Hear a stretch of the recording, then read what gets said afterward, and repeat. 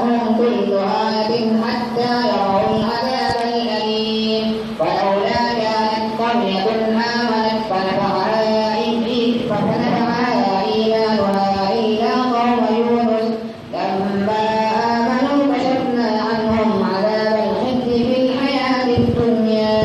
ومتعناهم إلى حين ولو شاء ربك لآمن من في الأرض كلهم جميعا أفأنت تكره الناس حتى يكونوا مؤمنين وما كان لنفس أن تؤمن إلا بإذن الله كتابا مؤجلا ومن يرد ثواب الدنيا نؤتيه منها ومن يرد ثواب الآخرة نؤتيه منها وسنجزي الشاكرين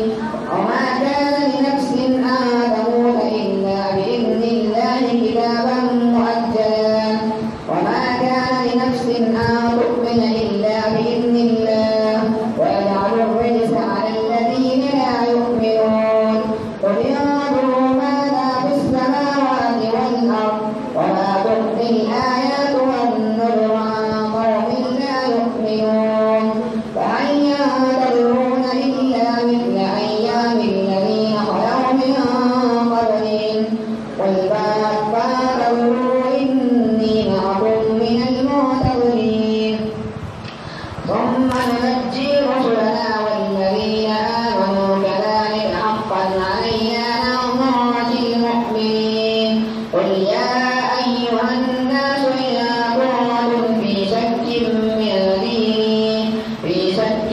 ديني فلا أعبد الذين يعبدون من دون الله ولكن أعبد الله الذي يتوفاكم وأمرت أن أكون من المؤمنين وأن أقم وجهك للدين حنيفا ولا تكونن من المشركين ولا تدع من دون الله ما لا ينفعك ولا يضرك فإن فعلت فإنك إذا من الظالمين وإن يمسسك الله بضر فلا كاشف له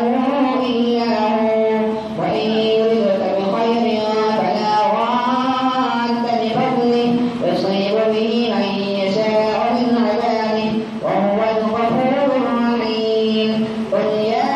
أيها الناس قد جاءكم الحق من ربكم فمن اهتدى فإنما يهتدي لنفسه وما ضل فإنما يضل عليها وما أنا عليكم بوكيل واتبع ما